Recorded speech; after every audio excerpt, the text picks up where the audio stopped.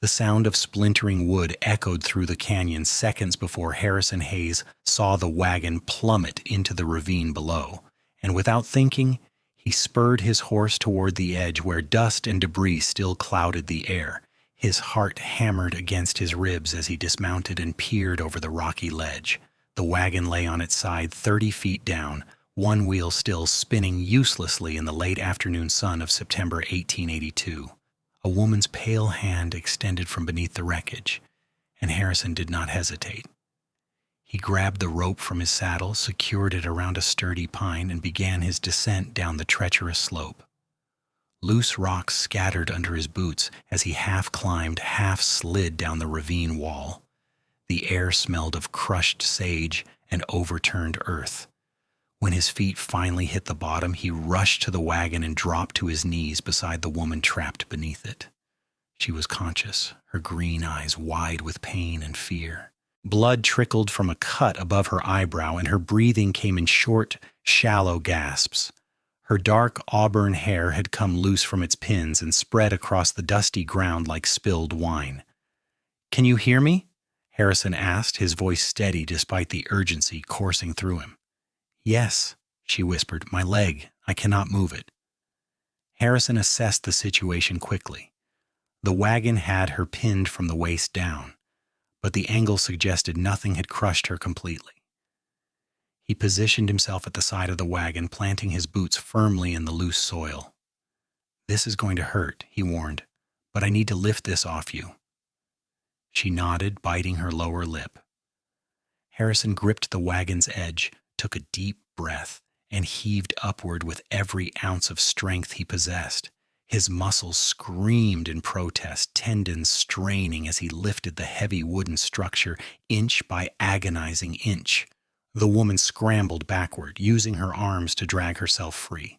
The moment she cleared the wreckage, Harrison let the wagon drop with a thunderous crash. He knelt beside her again, examining her injuries with careful hands. Her left leg was bent at an unnatural angle, clearly broken. Cuts and bruises covered her arms, and her dress was torn in several places. But she was alive, and that was what mattered. "What is your name?" he asked, already removing his neckerchief to wrap around the gash on her forehead. "Violet," she managed through gritted teeth. "Violet Jensen." "Harrison Hayes, can you put your arms around my neck?" She nodded, and when she wrapped her trembling arms around his shoulders, he slid one arm beneath her knees and the other behind her back. She cried out as he lifted her, her broken leg shifting despite his care. Harrison held her close against his chest and looked up at the ravine wall. Getting down had been challenging. Getting back up while carrying an injured woman would be nearly impossible through conventional means. But Harrison had spent 15 years working cattle ranches across Montana and Dakota Territory. He knew how to improvise.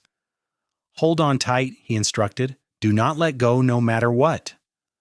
Violet's fingers clutched the fabric of his shirt as he approached the rope. He wrapped it around both of them, creating a makeshift harness that would secure her to his body. Then, with Violet clinging to him and her face pressed against his neck, Harrison began the arduous climb. Every handhold was a battle, every foothold a victory. His arms burned, his back screamed, and sweat poured down his face despite the cooling September air. Violet whimpered softly against his shoulder, and he could feel her tears soaking through his shirt. "Tell me something," he said, partly to distract her and partly to keep himself focused. "What were you doing out here alone?" "Traveling to Custer," she replied, her voice barely audible. "South Dakota. My sister lives there with her husband. They sent for me after our parents died last spring in Ohio. That is a long journey for a woman alone. I had a guide, Thomas Welch, but he abandoned me 3 days ago when we were attacked by bandits. He took one of the horses and rode off while they were still shooting." The bitterness in her voice was unmistakable. "I thought I could make it the rest of the way myself. I had a map, but the road was washed out and I tried to go around and the wheel caught on something, and then everything was tumbling and I was falling." Harrison hauled them up another few feet. His hands were raw and bleeding, rope burns adding to the collection of scars he had accumulated over the years. You are almost to Custer. Another day's ride, maybe less. You know it? I have been there several times. Good town. Growing fast since they found gold in the Black Hills. They reached the halfway point. Harrison paused on a narrow ledge, adjusting his grip and giving his screaming muscles a moment of respite. Violet's breathing had grown more labored, and he could feel her body trembling against his. "Stay with me, Violet," he urged. "We are nearly there." "I am trying," she whispered. It hurts so much." "I know, but you are strong. Anyone who would attempt that journey alone has strength most people never find." He resumed climbing, and Violet fell silent except for occasional gasps of pain. The sun was beginning its descent toward the horizon when Harrison's hand finally grasped the edge of the ravine. With one final surge of effort, he hauled them both over the top and collapsed onto solid ground, Violet still cradled against him. For a long moment, they simply lay there, both breathing hard. Harrison's entire body shook with exhaustion, but he forced himself to sit up and check on Violet. Her face had gone pale, and her eyes had a glazed quality that worried him. "I need to get you to a doctor," he said, gently unwinding the rope from around them. "Custer?" she asked. "Custer," he confirmed. "But first, I need to set that leg, or the journey will do more damage." He retrieved his saddlebags and pulled out a bottle of whiskey and clean cloths he always carried. Violet watched him with apprehensive eyes as he approached. "This is going to hurt worse than anything yet," Harrison warned, "but it has to be done." She nodded, jaw set with determination. Harrison found 2 straight branches and tore strips from his spare shirt. He handed Violet the whiskey bottle. "Drink as much as you can stomach." She took several long pulls, coughing as the liquor burned down her throat. When her eyes began to lose some of their sharp focus, Harrison positioned himself at her leg. He looked into her face one more time. "Ready?" "No, but do it anyway." Harrison grasped her leg firmly and pulled, feeling the bones grind back into alignment. Violet's scream echoed across the canyon, sending birds scattering from nearby trees. She thrashed once, then went limp, unconscious from the pain. Harrison worked quickly, splinting the leg with the branches and binding them tight with the cloth strips. By the time Violet's eyes fluttered open again, the sun had dipped below the canyon rim, painting the sky in shades of orange and purple. Harrison had moved her to a more comfortable spot, rolled out his bedroll beneath her, and started a small fire. His horse grazed nearby, and he had set up a rudimentary camp. "You fainted," Harrison explained when he saw her awake. "Your leg is set. We will rest here tonight and leave for Custer at first light." Violet looked at the splint, then at the camp, then at Harrison. "You did all this while I was unconscious?" "You needed rest, and it will be too dangerous to travel these roads after dark. There are still bandits in these parts, and worse." She struggled to sit up, and Harrison moved to help her, placing his saddle behind her back for support. In the firelight, he could see her more clearly now. Despite the cuts and bruises, despite the dirt and blood, she was beautiful. Not in the delicate, fragile way of the society women he had occasionally encountered in larger towns, but in a way that spoke of resilience and spirit. "I do not even know how to thank you," Violet said softly. "You saved my life." Any decent man would have done the same. Thomas Welch considered himself a decent man. He left me to die. She looked down at her hands, picking at a tear in her dress. "I paid him everything I had to guide me to Custer. He seemed so trustworthy in Rapid City, kind, professional. But when those bandits appeared, he just rode away. Took the strongbox with my remaining money, too." Anger flickered in Harrison's chest at the thought of such cowardice. Some men wear decency like a mask. It only takes pressure to reveal what lies beneath. "And what lies beneath your mask?" "Harrison Hayes?" He considered the question while he poured coffee from his pot into a tin cup and handed it to her. "I suppose that depends on who you ask. I have done things I am not proud of, made choices that haunt me, but I try to live by a code. Protect those who cannot protect themselves. Keep my word. Face my mistakes rather than run from them. That sounds like a lonely way to live. It can be, Harrison admitted. He poured himself coffee and settled onto the ground across the fire from her. I have been drifting from ranch to ranch for 15 years now, never staying anywhere long enough to put down roots, never letting anyone get close enough to matter. Why? The question was simple, but the answer was not. Harrison stared into the flames, watching them dance and flicker. I was engaged once, back in Montana. Her name was Catherine. We were planning to marry in the spring of '67. I was working on her father's ranch, saving money for our own piece of land.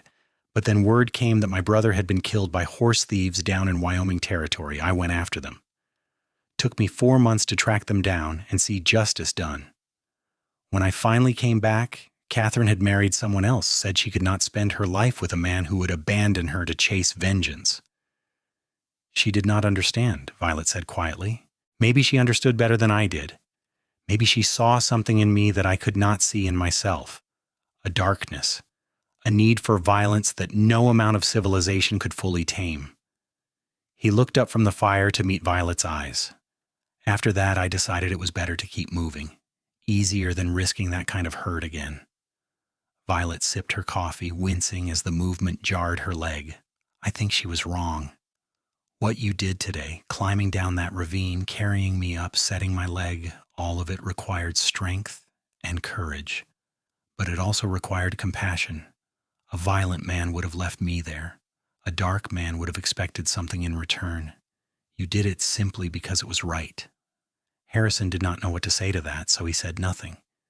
Instead, he pulled dried meat and hardtack from his supplies and offered them to Violet. She ate slowly, clearly struggling with nausea from the pain and shock. When she had finished what she could, Harrison helped her lie back down and covered her with his coat. Sleep, he instructed.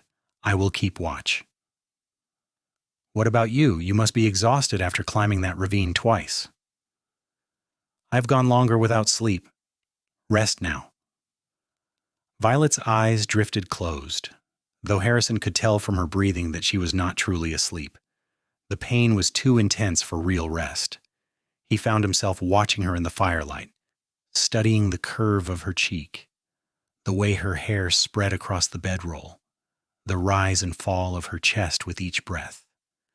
Something had shifted inside him when he looked over that ravine and saw her trapped beneath the wagon. Something beyond simple human decency or the cowboy code he claimed to live by. He had felt genuine fear at the thought of being too late, genuine relief when he saw she was alive. And now, sitting here in the darkness, with only the fire between them, he felt something else entirely. Something he had not allowed himself to feel in 15 years. The night passed slowly. Harrison dozed occasionally, but mostly stayed alert, listening to the sounds of the canyon. Coyotes yipped in the distance. An owl hooted from somewhere above. The fire crackled and popped, sending sparks spiraling into the darkness, and Violet moaned softly in her sleep, trapped in dreams that Harrison could only imagine. When dawn finally broke, painting the sky in shades of pink and gold, Harrison gently shook Violet awake. Her face was flushed with fever, and her eyes were too bright. The leg was infected, or she was suffering from shock, or both. Either way, she needed a real doctor soon. We need to go, Harrison said, keeping his voice calm despite his concern. Can you ride? I will do whatever I must. Harrison saddled his horse, a sturdy bay gelding named Rusty, who had carried him faithfully for 3 years. Then he carefully lifted Violet into the saddle before mounting behind her.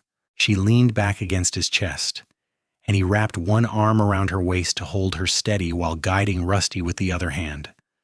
The ride to Custer was long and difficult. The road was rough, full of ruts and washouts from recent storms. Every jolt sent pain shooting through Violet's broken leg, and she bit back cries with visible effort. Harrison held her as gently as he could while still maintaining control of the horse, murmuring encouragement when her breathing became too rapid or her body went too rigid. Tell me about your sister, he said, trying to distract her. What is she like?" Violet's voice was weak but steady. "Her name is Margaret. She's 5 years older than me and always the responsible one.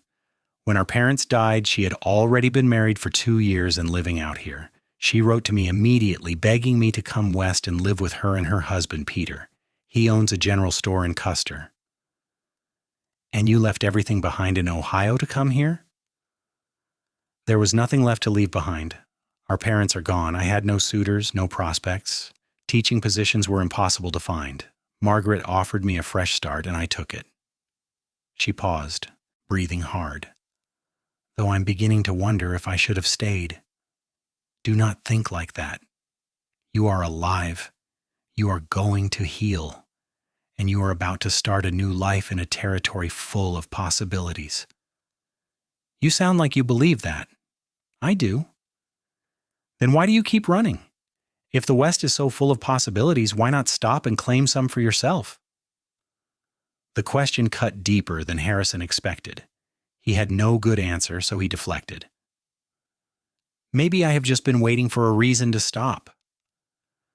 They rode in silence after that, but Harrison was acutely aware of Violet's body pressed against his, the way she fit perfectly in the circle of his arms, the scent of her hair despite the dust and sweat. He was acutely aware that in a few hours he would deliver her to her sister and walk away, and that thought filled him with an unexpected sense of loss. Custer appeared on the horizon around midday, a sprawling collection of wooden buildings and tents that had sprung up seemingly overnight after gold was discovered in the surrounding hills. The main street was crowded with prospectors, merchants, cowboys, and every other type of person drawn to boom towns. Harrison guided Rusty straight to the doctor's office, a small building with a hand-painted sign that read, "Dr. Samuel Webb, Physician and Surgeon." Harrison dismounted and carefully lifted Violet down. She had grown heavier in his arms, her body slack with fever and exhaustion. He carried her through the door without bothering to knock. A man in his 50s with steel-gray hair and spectacles looked up from a desk covered in medical journals. "Good God, what happened?" "Wagon accident," Harrison explained quickly. "Broken leg, fever, possible infection. She needs immediate attention." "Doctor." Webb sprang into action, clearing an examination table and directing Harrison to lay Violet down. The doctor began removing the splint while firing questions at Harrison, who answered as best he could. When the splint came off, revealing the swollen, discolored leg, Dr. Webb frowned. "The bone is set properly, which is fortunate. But yes, there is infection beginning. Did you clean the wound?" "As best I could with what I had." "You may have saved her leg, young man, maybe her life. Another day, and this could have turned to gangrene." Dr. Webb looked at Violet, whose eyes were closed, her breathing shallow. "Is she your wife?" "No. I found her in a ravine. She has a sister here in town. Margaret, married to Peter. They own a general store." "Peter Henderson? Yes, I know them. I will send someone to fetch Margaret immediately." Dr. Webb began laying out instruments and bottles. "This will take time. You are welcome to wait, or you can return later." Harrison hesitated. The logical choice was to leave. He had done his duty. Violet was in capable hands. Her family would take care of her from here. He had no reason to stay, no claim on her beyond the hours they had spent together. But when he looked at her pale face, remembered her courage and her questions and the way she had looked at him in the firelight, he could not make himself walk toward the door. "I will wait," he said. He spent the next 2 hours in the doctor's waiting room, sitting on a hard wooden chair and listening to the muffled sounds from behind the closed door. At one point, Violet screamed, and Harrison had to physically restrain himself from bursting into the room. Eventually, the door opened, and a woman rushed in, her face streaked with tears. She was older than Violet, with the same auburn hair and green eyes. "Where is she? Where is my sister?" "Doctor." Webb emerged behind her. "She is resting, Margaret. The leg is properly set and cleaned. I have given her laudanum for the pain. The fever should break within a day or two if the infection does not worsen." Margaret pressed a hand to her mouth, shoulders shaking with relief. Then she turned to Harrison, seeming to notice him for the first time. You brought her here?" Harrison stood, suddenly uncomfortable. "I found her wagon overturned in a ravine about a day's ride from here. I brought her straight to town." "Dr. Webb said you saved her life." Margaret crossed the room and took both of Harrison's hands in hers. "How can I ever thank you? What can we possibly do to repay you?" "Nothing. I did what anyone would have done." "That is not true, and you know it." Margaret's eyes searched his face. "Please, at least let us offer you a meal and a place to stay while Violet recovers. I want her to be able to thank you properly when she is well again." Harrison should have declined. He should have collected Rusty from where he was tied outside and ridden out of Custer without looking back. That was what he always did. That was the safe choice, the familiar choice. But instead, he heard himself saying, "I suppose I could stay a few days. My next job does not start until October." Margaret smiled through her tears. "Thank you. Thank you so much. Come, I will show you to our home. You can clean up and rest. Peter will want to meet you when he closes the store this evening." Harrison followed Margaret out of the doctor's office, but not before glancing back at the closed door behind which Violet lay sleeping. Something had changed in the ravine, or perhaps during the long night by the fire, or maybe in the hours he had held her while Rusty carried them to safety. Whatever it was, Harrison Hayes, who had spent 15 years running from attachment and commitment, found himself unwilling to leave Custer just yet. Margaret and Peter Henderson lived in a modest house behind their general store, a 2-story structure with real glass windows and a porch that overlooked the main street. Margaret showed Harrison to a small guest room and provided him with hot water for washing and clean clothes that had belonged to Peter's brother, who had moved to California the previous year. When Harrison came downstairs an hour later, feeling more human after scrubbing away the dust and grime, he found Peter Henderson waiting in the parlor. He was a solid man in his 30s with a kind face and a firm handshake. "Margaret told me what you did," Peter said. "That took tremendous courage." "I'm just glad I came along when I did." "As are we." Peter gestured to a chair. "Please sit. I want to hear the whole story." Harrison recounted the events, leaving out the more personal conversations he had shared with Violet. Peter listened intently, shaking his head in disgust when Harrison mentioned Thomas Welch's betrayal. "I knew that man," Peter said angrily. "He came through Custer several times claiming to be a respectable guide. If I ever see him again, I will personally ensure he never works in this territory." Margaret appeared in the doorway. "Dinner's ready, Harrison. You must be starving." The meal was simple but delicious, the first real food Harrison had eaten in days. As they ate, Margaret told him about Violet's journey from Ohio, the letters they had exchanged, the plans they had made for her new life in Custer. "She was going to help me in the store," Margaret explained. "Violet has always been wonderful with numbers and organization, and there is a school being built. They are looking for teachers. I thought perhaps she could apply once she was settled." "She mentioned she had trouble finding teaching positions in Ohio," Harrison said, "because she is too independent, too intelligent for the stuffy school boards back east. They want women who will teach basic reading and sums without question. Violet has opinions. She believes girls should learn the same subjects as boys. She thinks education should be about fostering curiosity, not memorizing facts." Margaret smiled. "Out here, that kind of thinking is more accepted. The West needs strong women." Harrison thought about Violet attempting that journey alone after being abandoned, thought about the determination in her eyes even as pain racked her body. "She is definitely strong. She is also stubborn and impulsive," Margaret added with affection. "When I wrote to her about coming west, I sent money for train passage most of the way, but Violet insisted on saving that money and taking a cheaper route. That is how she ended up with that awful guide in Rapid City instead of coming by stagecoach." "If she had come by stagecoach, I never would have found her in that ravine," Harrison said quietly. Margaret reached across the table and patted his hand. "Fate works in mysterious ways." After dinner, Harrison excused himself and walked back to Dr. Webb's office. The sun was setting, casting long shadows across the dusty street. Inside, he found the doctor reading by lamplight. "How is she?" Harrison asked. Dr. Webb looked up. Resting comfortably. The laudanum is keeping her sedated. I expect she will sleep through the night, which is the best thing for her. Can I see her? Just for a moment? The doctor studied him with knowing eyes, then nodded. 5 minutes. Do not wake her. Harrison entered the back room where Violet lay on a narrow bed covered with clean white sheets. Someone, probably Margaret, had washed her face and braided her hair. In the soft lamplight she looked peaceful, almost angelic. The feverish flush had faded slightly, though her cheeks were still too pink. He pulled a chair close to the bed and sat down, unsure why he had felt such a strong need to see her. They were strangers, really. They had known each other less than a day. Yet Harrison felt more connected to this woman than he had felt to anyone in years. "You're going to be all right," he whispered, though he knew she could not hear him. "Your sister is here. You have a home, a future, everything you came west to find." Violet's eyelids fluttered but did not open.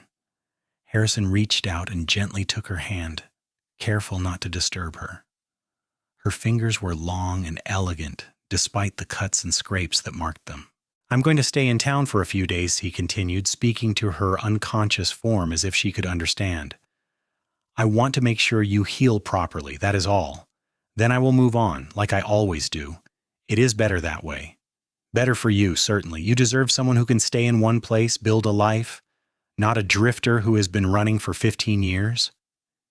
Even as he said the words, they felt hollow.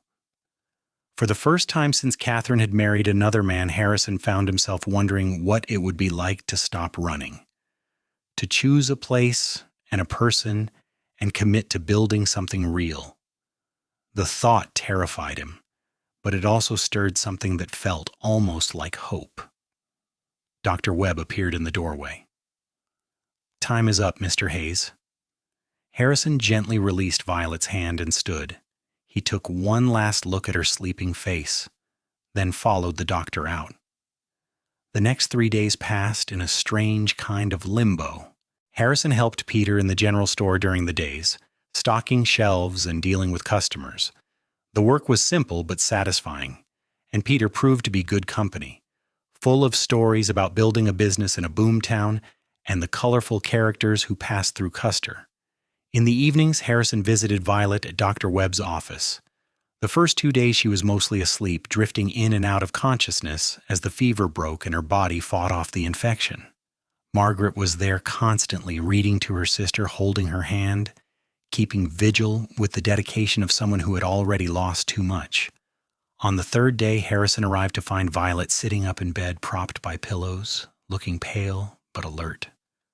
Margaret sat beside her, and they were talking quietly when Harrison entered. Both women looked up, and Violet's face broke into a smile that made Harrison's heart skip. "You are still here," she said, her voice still weak but clear. "I wanted to make sure you were recovering properly. Come, sit." Violet patted the edge of the bed. "Margaret has been telling me how you have been helping in the store. You did not need to do that." "I do not mind. It has been interesting." Margaret stood up. "I should get back to help Peter close up for the evening. Harrison, will you stay with Violet for a while? Dr. Webb says she can come home tomorrow, but she should not be alone tonight." "Of course," Harrison agreed. After Margaret left, silence settled between them. Harrison pulled the chair closer and studied Violet, noting the improvements since he had carried her into this office 3 days ago. The cuts on her face were healing, the bruises fading to yellow-green. Her eyes were bright and clear, free of fever, but there was something else in her expression, something he could not quite identify. "You did not leave," Violet said finally. "Why?" Harrison had been asking himself the same question for 3 days. "I needed to know you would be all right." "But you do not know me. We are strangers who spent one night by a campfire." "Sometimes that is enough." Violet looked down at her hands folded on top of the white sheets. "Margaret told me what you have been doing, working in the store, visiting me every evening, staying in their home when you could have ridden on to wherever you were going next." She looked up, meeting his eyes. "That is not the behavior of someone who just wanted to ensure I survived." Harrison felt exposed under her gaze, as if she could see straight through to the confusion and longing he had been trying to ignore. "What do you want me to say?" "The truth. Why are you still here, Harrison Hayes?" He stood up and walked to the window, looking out at the darkening street. Miners and cowboys moved past, heading to saloons and boarding houses. Life continued its endless flow, indifferent to the small drama unfolding in this doctor's office. "I do not know," Harrison admitted. "I should have left. That is what I always do. Keep moving. Never stay long enough to form attachments. It has worked for 15 years. But then I saw your wagon in that ravine, and I climbed down and I carried you up, and something shifted. When I look at you, I do not want to leave. And that terrifies me because I do not know how to stay." Violet was quiet for a long moment. When she finally spoke, her voice was gentle. "Margaret told me about your fiancé, about what happened 15 years ago."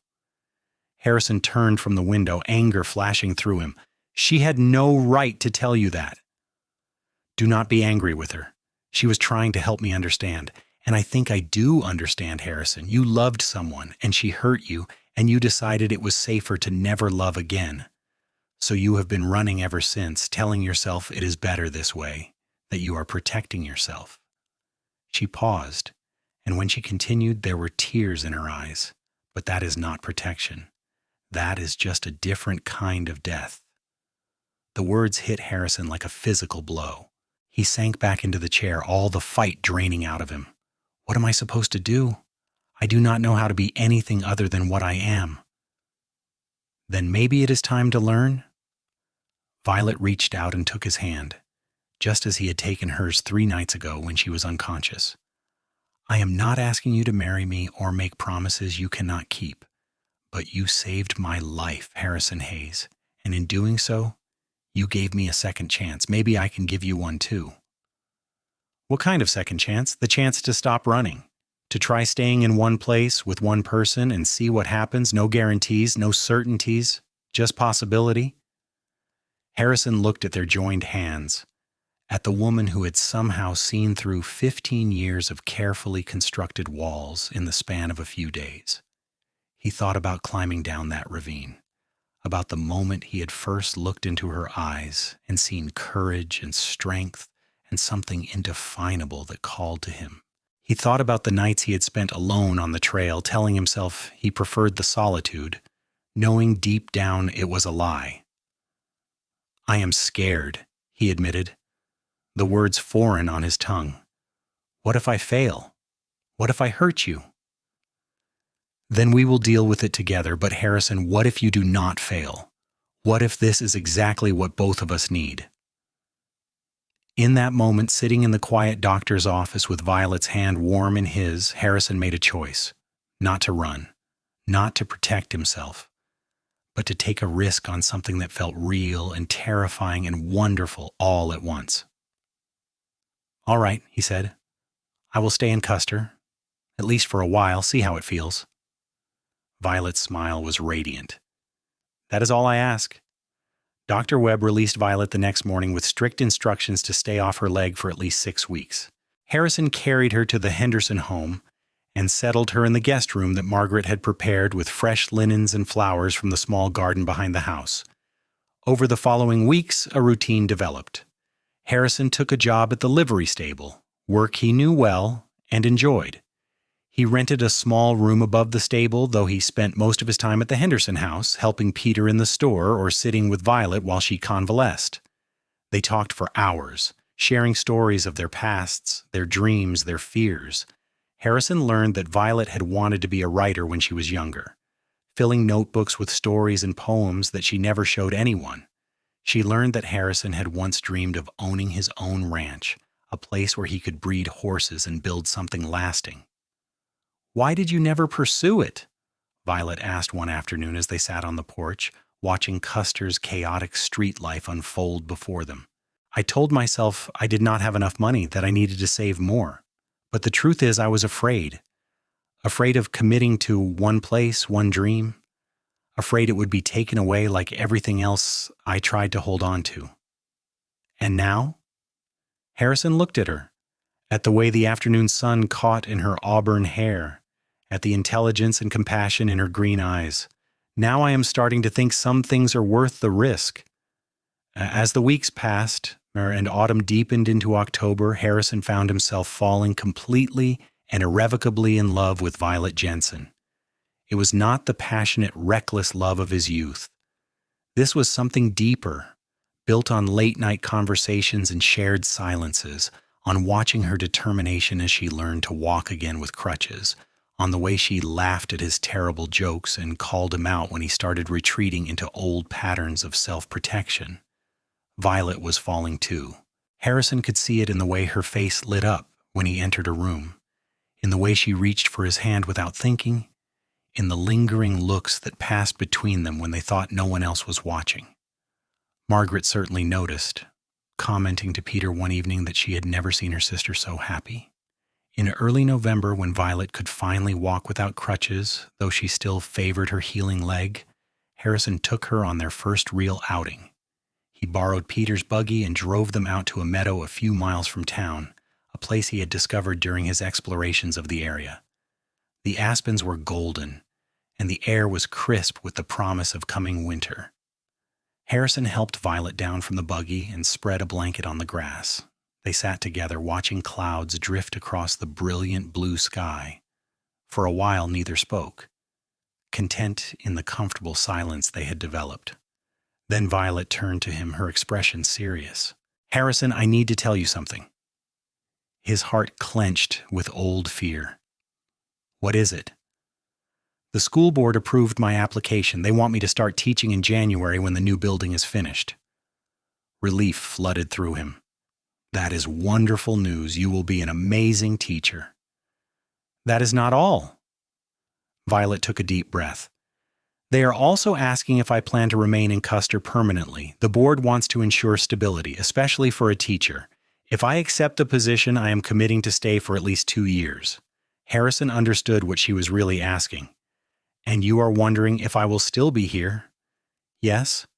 Violet met his eyes. "These past 2 months have been the happiest of my life. You have been patient and kind, and you have shown me parts of yourself I do not think you have shown anyone in years.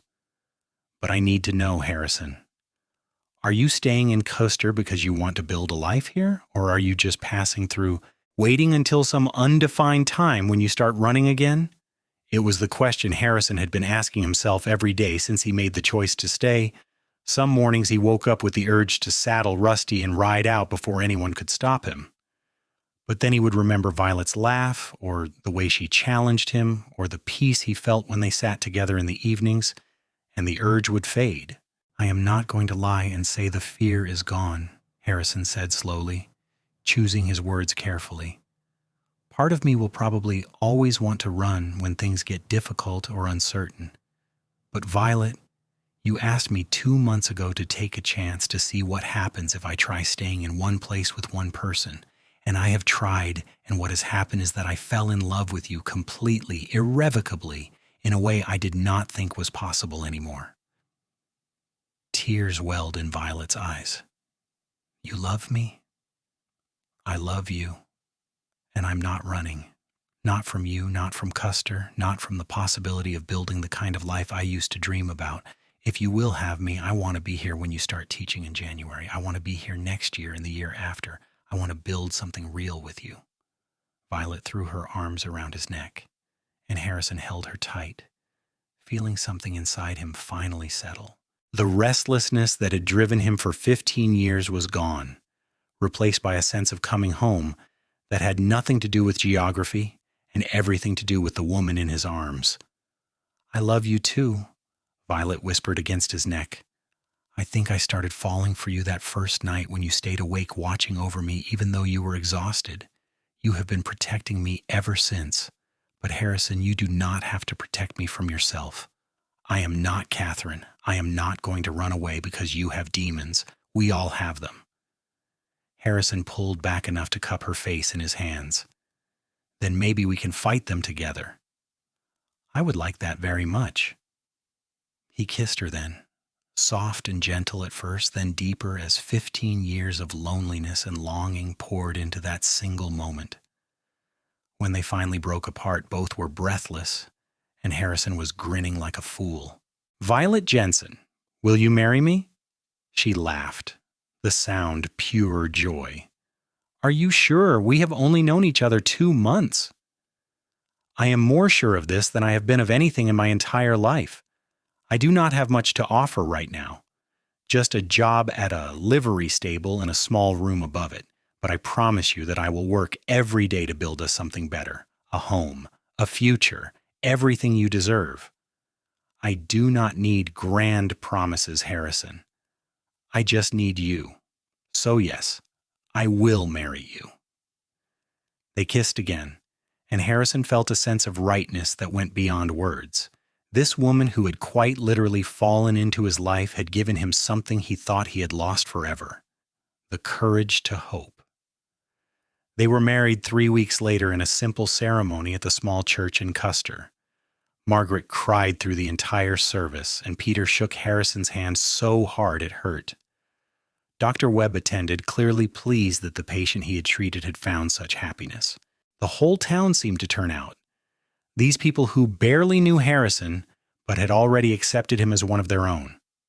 Harrison wore his best clothes, which were not saying much, but Violet looked radiant, in a simple cream-colored dress that Margaret had sewn. When Harrison slipped the plain gold band onto her finger, his hand shook slightly.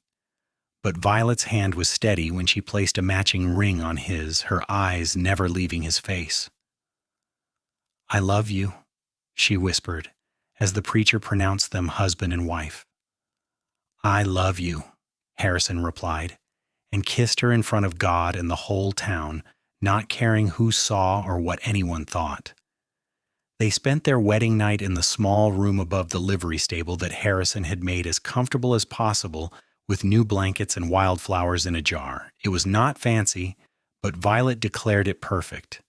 They lay together afterward, Violet's head on Harrison's chest, his arm wrapped around her shoulders. "We should start looking for land," Violet said sleepily, "if you still want that ranch." "With what money? I've been spending everything I earn on necessities." "I've been saving my salary from helping in Peter's store, and I will have teaching income starting in January. We could make it work, Harrison. Start small, maybe just a few horses. Build up from there." Harrison thought about the dream he had buried 15 years ago, convinced it would never become reality. Now here was Violet, offering to help him resurrect it, to build it together. The generosity and faith in that offer humbled him. "Are you sure? It would be hard work, long hours. We would be starting from nothing." "I am not afraid of hard work. And we would not be starting from nothing. We would be starting from something better. Us." Over the winter months, while Violet prepared for her teaching position and Harrison continued working at the livery, they searched for land. It was Peter who finally found the perfect property. 80 acres about 5 miles outside Custer, with a small creek running through it and enough grassland for horses. The previous owner had abandoned it to search for gold in the Black Hills and was willing to sell cheap. Harrison and Violet pooled their savings and bought the land in February of 1883. They moved into the small, run-down cabin that came with the property and spent every spare moment fixing it up. Harrison repaired the roof and walls while Violet cleaned and made curtains and planted a vegetable garden despite the cold. In March, Harrison bought their first 2 horses at auction, a mare about to foal and a young stallion with good bloodlines. He built a small corral and shelter, working from dawn until dark most days. Violet taught during the week and helped on weekends, proving to be surprisingly good with the horses despite having little prior experience. Their first foal was born on a rainy April night. Harrison delivered it while Violet held the lantern, both of them covered in mud and straw by the time the spindly-legged colt took its first wobbly steps. They named him Promise, because that was what he represented, the promise of a future they were building together. By summer, word had spread about Harrison's skill with horses. Ranchers began bringing him animals to train, paying decent money for his expertise. Violet's teaching salary was modest but steady, and together they were making it work. It was hard, sometimes brutally so, but Harrison had never been happier. On their first anniversary, Harrison took Violet back to the meadow where he had proposed. They sat on the same blanket, older and more tired, but infinitely more content than they had been a year ago. "Do you have any regrets?" Violet asked, leaning against his shoulder. "About what?" "Staying. Giving up the drifter life. Being tied down to one place and one person." Harrison thought about it seriously because Violet deserved nothing less than complete honesty. "There are moments when I feel the old restlessness creeping in," he admitted, "when things get difficult or I feel overwhelmed. But then I look at what we have built together and I realize that I'm not giving anything up. I am gaining everything that matters. You, our home, our horses, our future. No, Violet, I have no regrets. Do you?" "Never. You gave me a second chance at life when you climbed down into that ravine. Every day since has been a gift." Harrison kissed her temple. "You gave me a second chance too, at love, at dreams, at believing in happiness. I think we are even." They sat together as the sun set, painting the sky in shades of orange and purple, watching the world turn golden in the dying light. In the distance, they could see their small ranch, the corral where Promise and the other horses grazed, the cabin with smoke rising from its chimney. It was not much by some standards, but it was theirs, built with sweat and determination and love. 2 years later, in the spring of 1885, Violet gave birth to their first child. The labor was long and difficult, and there were moments when Harrison feared he would lose her, the old terror of loving and losing threatening to consume him. But Violet was as strong in childbirth as she had been in that ravine, and when the baby finally arrived, a healthy boy with his father's dark hair and his mother's green eyes, Harrison wept with relief and joy. They named him Thomas, after no one in particular, just because they both liked the name. Harrison held his son for the first time with shaking hands, overwhelmed by the tiny, perfect person they had created. This child represented everything he had been running from for so long: responsibility, vulnerability, the terrifying fragility of loving someone so much that losing them would destroy you.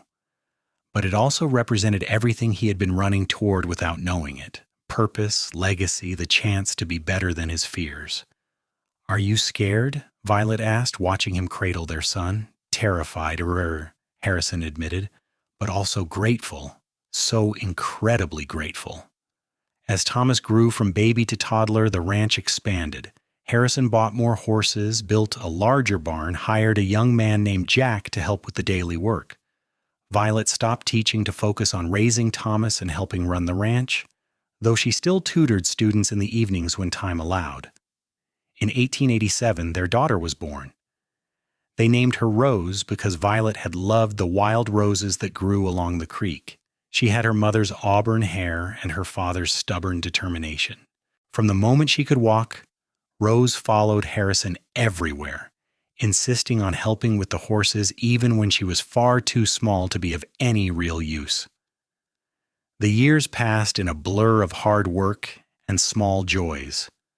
Thomas learned to ride before he could read.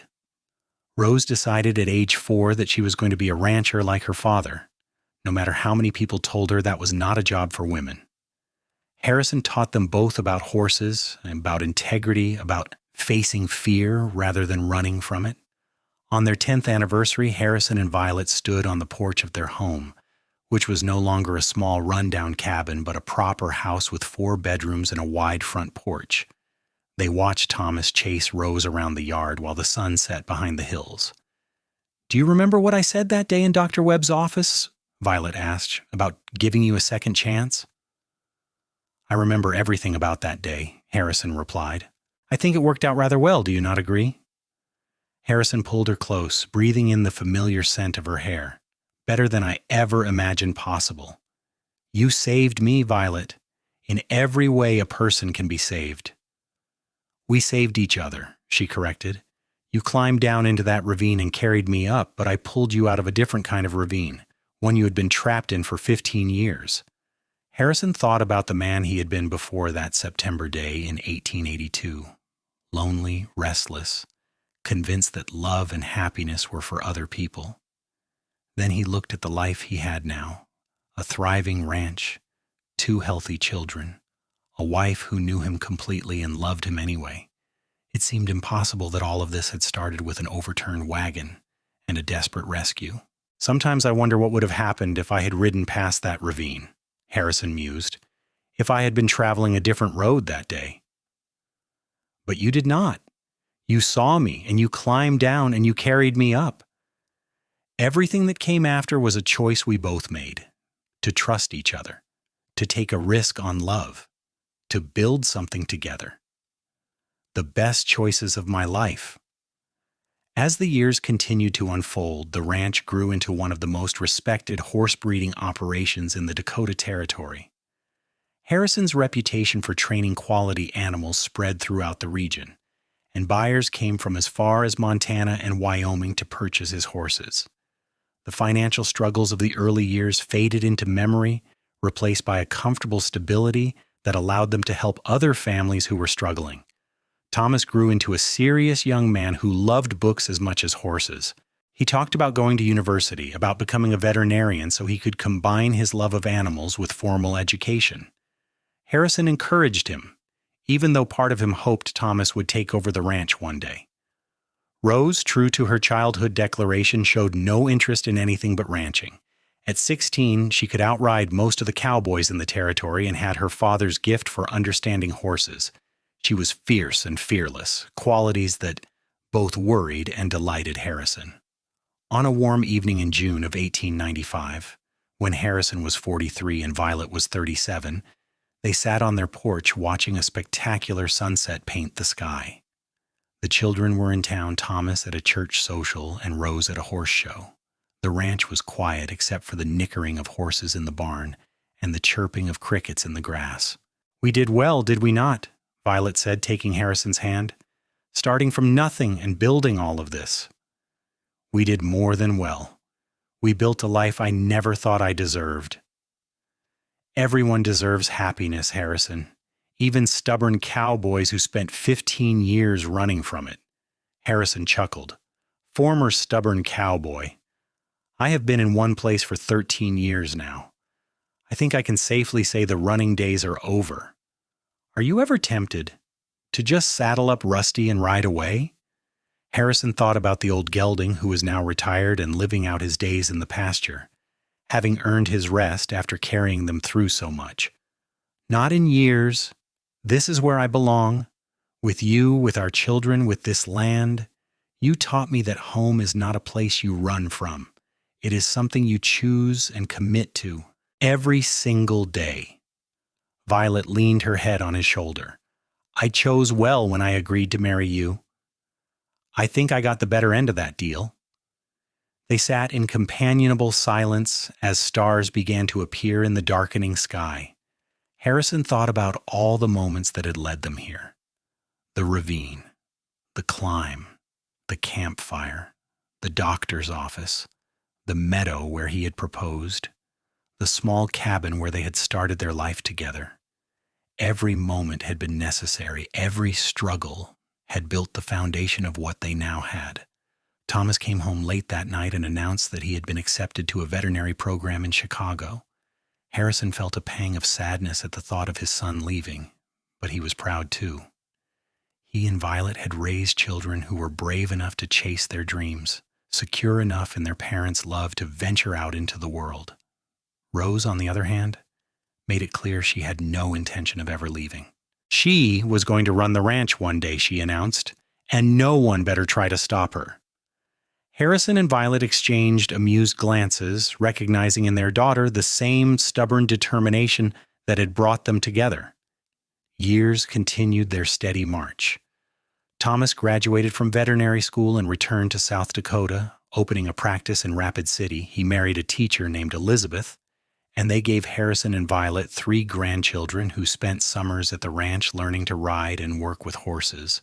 Rose married a neighboring rancher named Samuel, not because she needed help running the ranch, but because she genuinely loved him and appreciated that he supported her ambitions rather than trying to control them. They had 2 children of their own, and expanded the ranch operation, proving that Rose had inherited her parents' business sense along with their determination.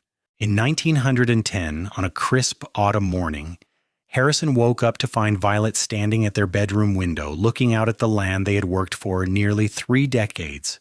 She was 62 now. Her auburn hair shot through with silver, her face lined by years of sun and laughter and occasional tears. To Harrison, she had never been more beautiful. "What are you thinking about?" he asked, joining her at the window. "That day in the ravine. Do you still remember it clearly? Every detail. Your face when I first saw you trapped under the wagon. The fear in your eyes. The courage. The way you did not give up even when everything seemed impossible." "I thought I was going to die in that ravine," Violet said quietly. "I remember looking up at the sky and thinking what a stupid, meaningless way to end. Alone in a canyon, killed by my own poor judgment in hiring that awful guide." She turned to face Harrison. "And then you appeared, like something out of a story. And you climbed down without hesitation, and you carried me up, and you gave me not just my life back, but a whole new life I never imagined." Harrison wrapped his arms around her from behind, and they stood together looking out at the ranch that sprawled below.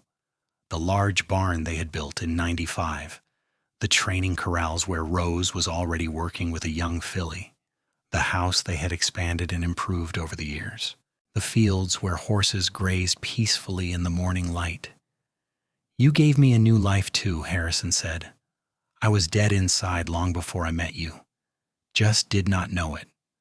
Going through motions, running from place to place, never letting myself feel anything real. You brought me back to life." They stood there for a long time. 2 people who had found each other against impossible odds and built something lasting and true. Their love had not been perfect. There had been arguments and struggles, moments of doubt and fear. But through it all, they had kept choosing each other, kept climbing even when the path was steep and treacherous. In 1912, Harrison and Violet celebrated their 30th anniversary. Rose organized a party at the ranch, and people came from all over the territory. Former students of Violet's, ranchers who bought horses from Harrison, neighbors and friends and family. Thomas traveled from Rapid City with Elizabeth and their children. Margaret and Peter came from Custer, both much older but still running their general store. As Harrison looked around at the celebration, at the life they had built, and the community they were part of, he felt a profound sense of gratitude. He thought about the angry, wounded young man who had spent 15 years running from pain, convinced that love only led to loss. He barely recognized that person anymore. Late in the evening, after most of the guests had left, Harrison and Violet took a walk down to the creek. The stars were brilliant overhead, the air filled with the sounds of night insects and distant horses. They held hands like they had done thousands of times over 3 decades. The gesture as natural as breathing. "If you could go back," Violet asked, "knowing everything you know now, would you change anything?" Harrison thought about all the years of running, the loneliness, the self-imposed isolation. Then he thought about that September day in 1882 when he had looked into a ravine and seen an overturned wagon. "Not a single thing," he said firmly, "because all of it led me to you. To this, and I would walk through every moment of pain and loneliness again if I knew it would bring me here. Even climbing down that ravine and hauling my unconscious body up a rock wall." Harrison laughed. "Especially that. Best workout I ever had." Violet elbowed him gently in the ribs, and they continued walking. 2 people who had found in each other the home they had both been searching for. Harrison Hayes lived to the age of 72, passing peacefully in his sleep in 1924. Violet held his hand as he took his last breath, grateful that after 32 years of marriage, they had been together until the very end. She told him she loved him one final time, and though his eyes were closed, she felt his fingers squeeze hers gently in response. Violet lived another 5 years, spending her time with her children and grandchildren, watching Rose run the ranch with the same dedication Harrison had shown. She wrote down the story of how they had met, how a cowboy had climbed into a ravine and carried her up and changed both their lives forever. She wanted her grandchildren to know that love was worth the risk, that taking a chance on another person could lead to joy beyond imagining. When Violet finally passed in 1929 at the age of 71, she was buried next to Harrison on a hill overlooking the ranch. Rose placed a simple marker on the grave that read, "Harrison and Violet Hayes." He climbed down. She held on. Together, they built a life worth living. Years later, Rose's grandchildren would ask about the marker, curious about its unusual inscription, and Rose would tell them the story of a September day in 1882 when a wagon overturned in a ravine, and a cowboy made the choice to climb down instead of riding past.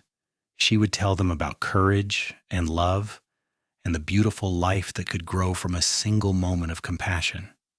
The ranch remained in the family for generations, a testament to what two people could build when they chose each other and committed to facing life together. And somewhere on that land, in the wind that whispered through the grass and the stars that shone over the hills, the love story of Harrison and Violet continued, eternal and unbreakable, a reminder that sometimes the greatest adventures begin with the simple act of refusing to leave someone behind.